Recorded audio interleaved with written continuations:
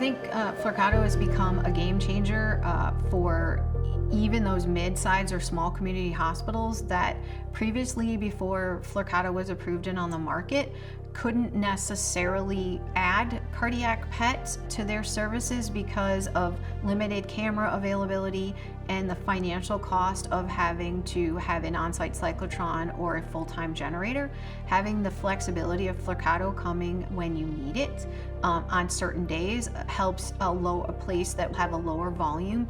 even have the capability of offering this new cardiac PET service. I think the reason that sites that are currently doing oncology or neurology PET should consider offering Flyrcado cardiac PET as part of their product offering is it's good benefit for our patients and for our referring physicians.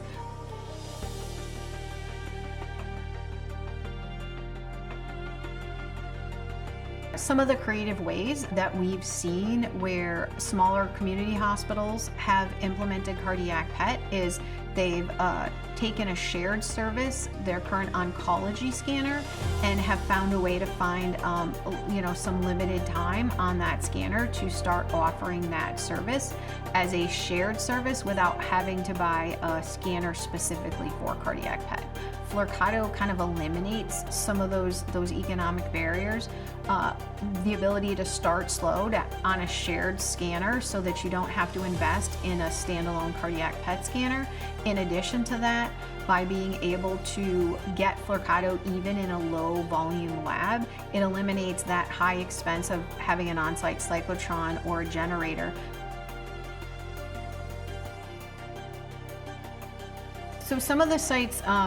that we've seen that have incorporated cardiac PET with Flyrcado into their kind of shared service with oncology neurology, so essentially opens up access to cardiac PET in more places, in more areas, to really expand what smaller institutions that may have had a financial burden before about starting a cardiac PET program may now not have. One of the ways you can capitalize on scheduling and making use of that oncology camera to be able to fit in Flyrcado cardiac PET is you could either do a staggered approach to protocol, or you could do block time and set off a couple of hours either in the morning or the afternoon to do your cardiac PET before you get going with your oncology studies. We've also seen, to make the protocol more efficient, is them do some stacking where they'll do rest, and then bring the patient in and do 2 back-to-back stresses, which gives them a little bit more flexibility if they wanted to do an oncology study in between the cardiology study.